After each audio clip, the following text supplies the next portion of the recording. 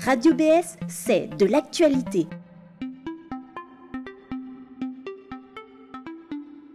Un max d'émissions radio. Des interviews. Des reportages vidéo. Et sans oublier le petit journal Bugiste. Aux commandes de votre web radio, une équipe d'animateurs et de correspondants locaux, tous bénévoles. Alors, sois tendance, suis-nous sur Facebook Radio BS et le petit journal Bugiste. N'hésitez pas à nous contacter à tout moment par téléphone au 06 41 33 56 09 ou par mail direction.radiobs@gmail.com. C'est au nom de l'ensemble du conseil municipal que je vous présente mes plus sincères vœux de santé et de bonheur pour cette année qui vient de débuter. Une année qui commence est toujours un gage d'espoir avec le souhait de voir ses désirs se concrétiser. Il en est de même pour une commune et nous espérons que 2019 sera une année faste avec la réalisation des projets engagés en 2018. Au cours de l'année écoulée, nous avons connu des difficultés dans les programmes immobiliers. L'attribution des lots pour le chantier Espace Petite Enfance, Bulle d'éveil, s'est faite dans le plus grand respect des règles des marchés publics.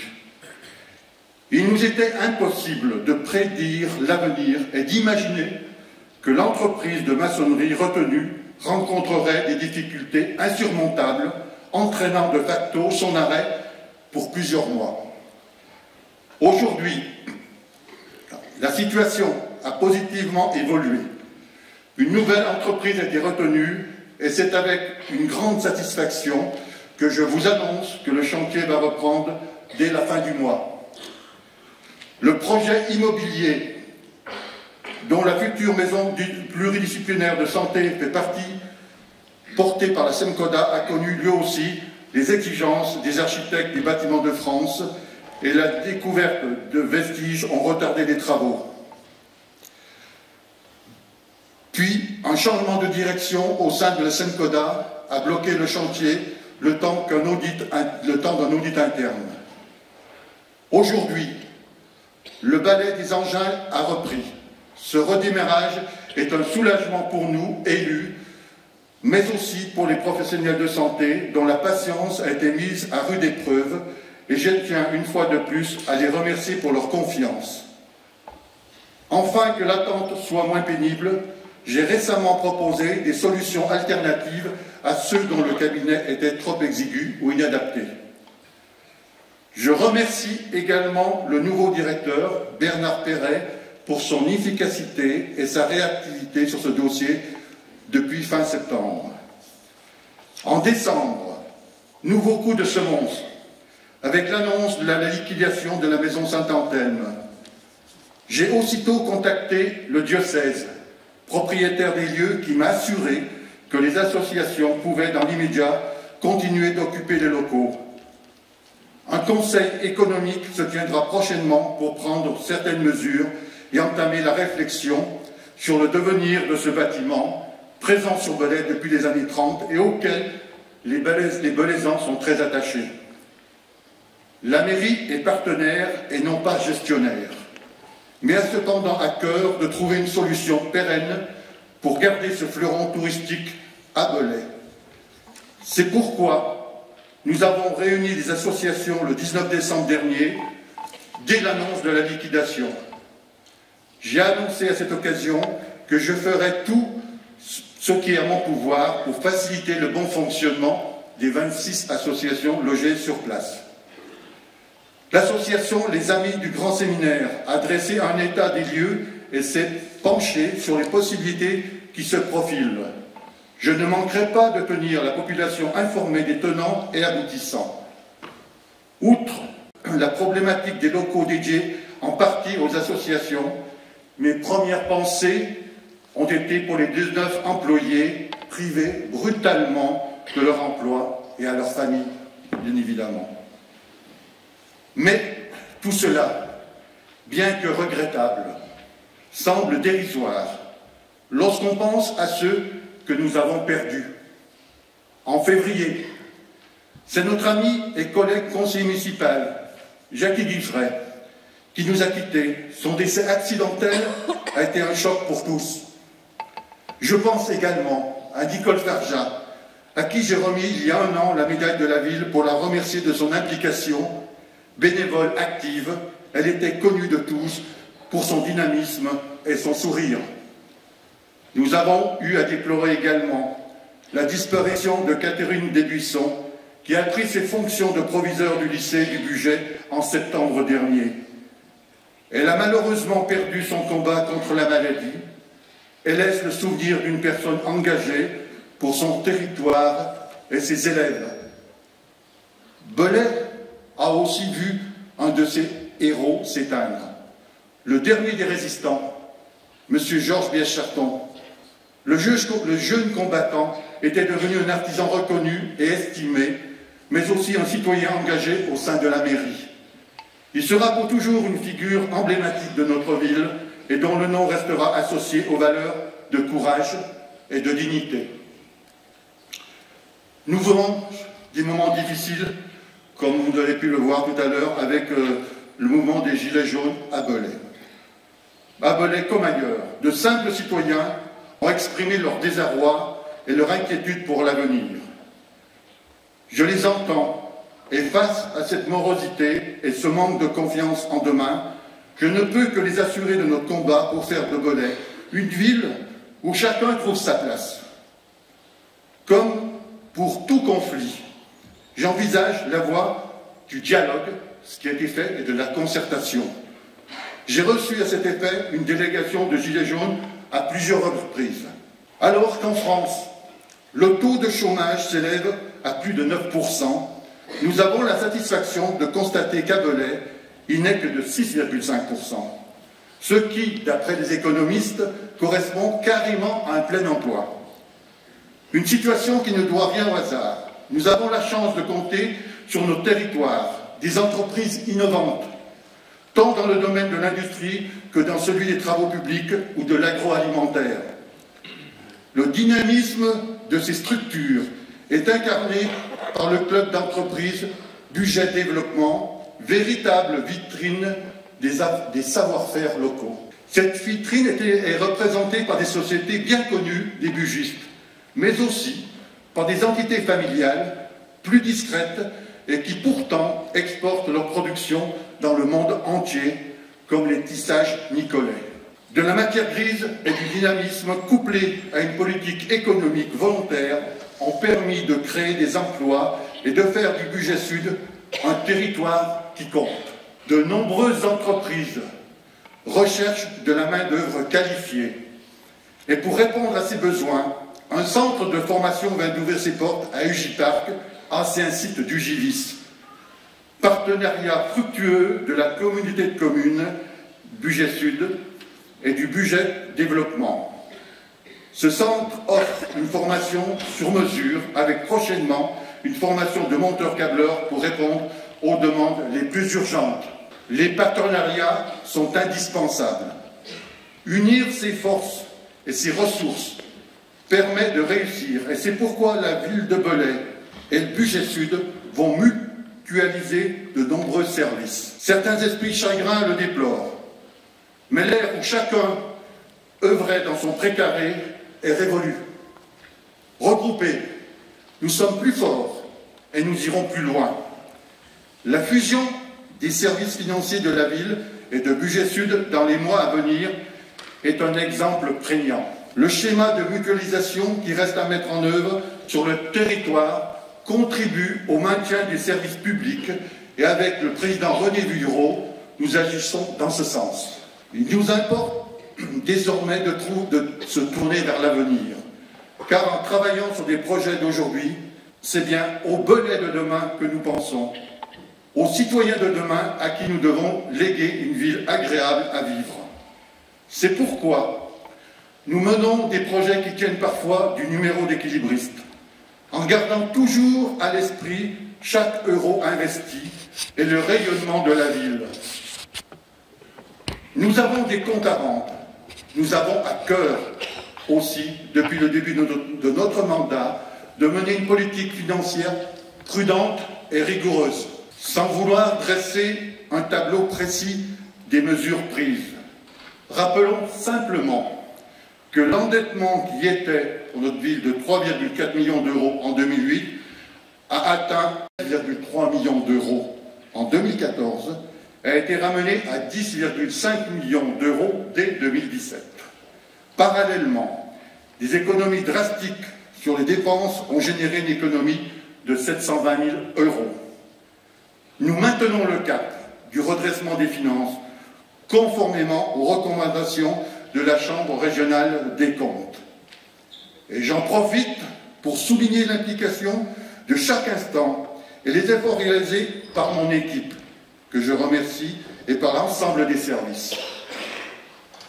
La situation que nous vivons a toutefois eu des vertus, puisqu'elle nous amène à acquérir des réflexes de prudence en matière d'économie.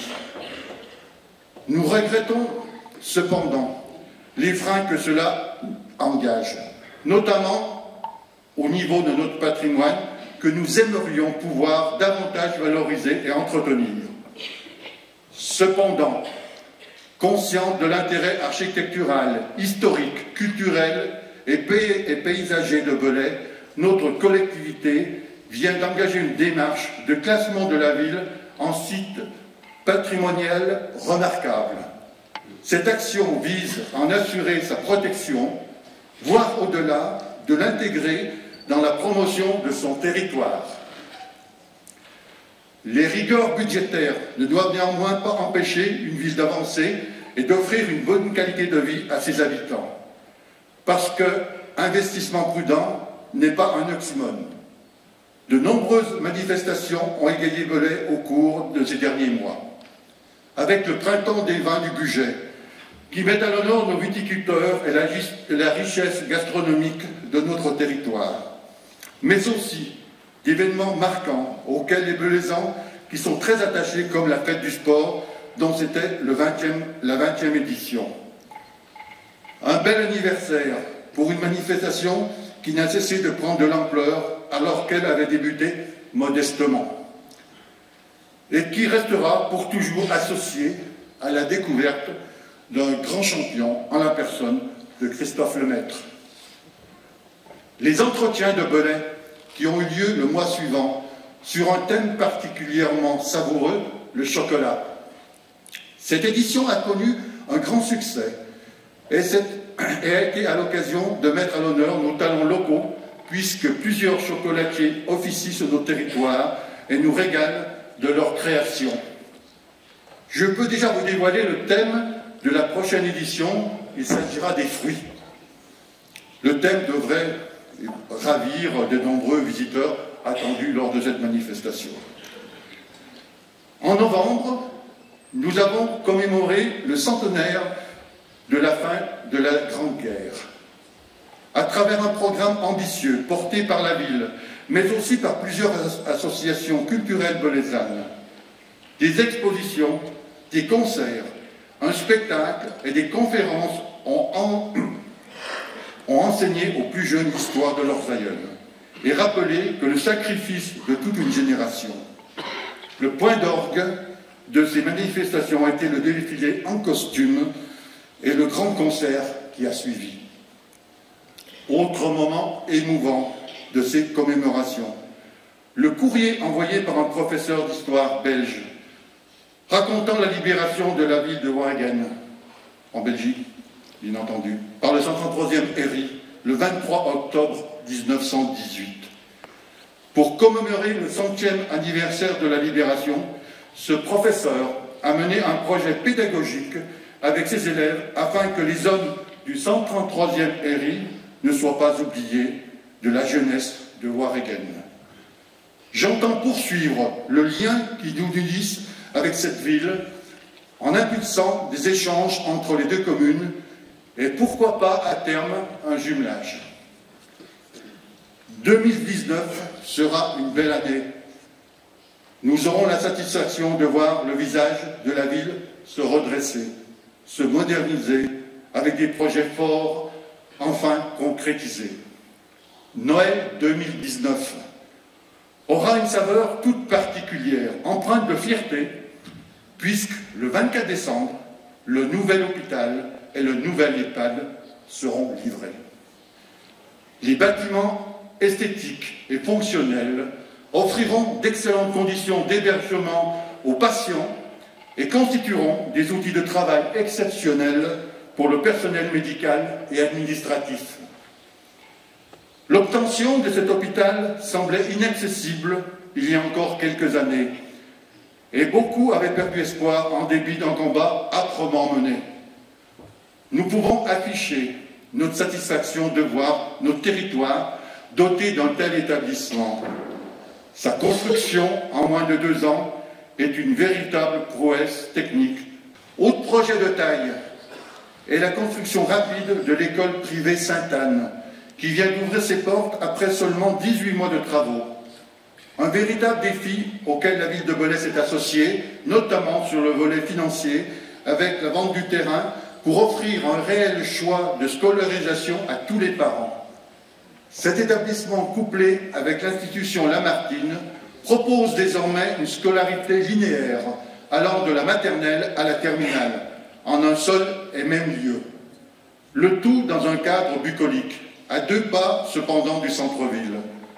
Ce groupe devient le plus important en termes de chiffres du département, juste après celui de Gex. De notre côté, nous allons poursuivre le projet de réfection de la rue Saint-Martin, initié en 2018.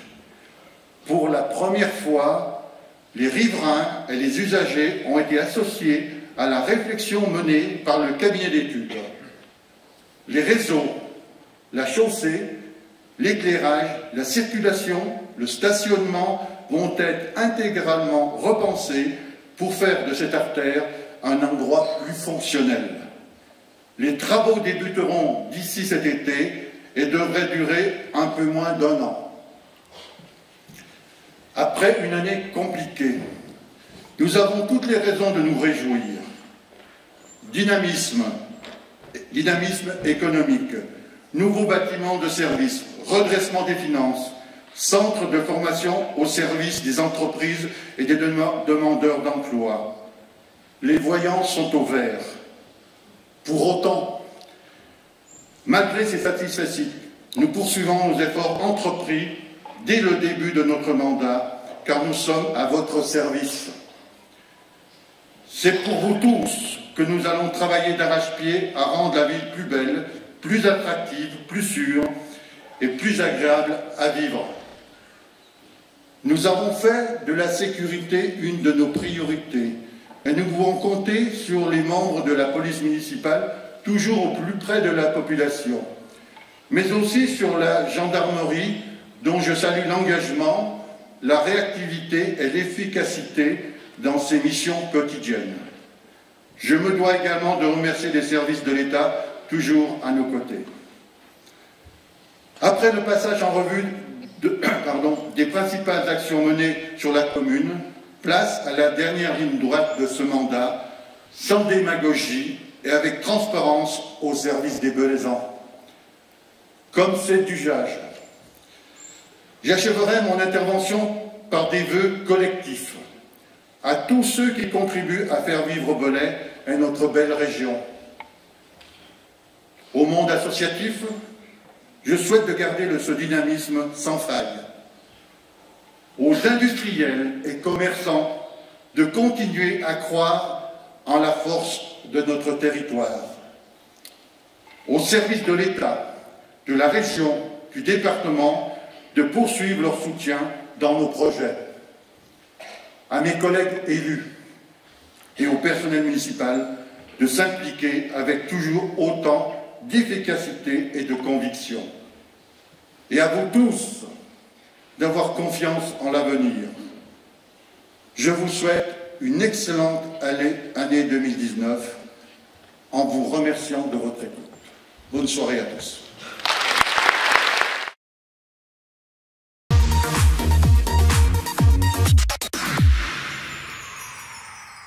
Vous avez besoin de promouvoir votre entreprise ou votre association? Pensez au partenariat avec Radio BS.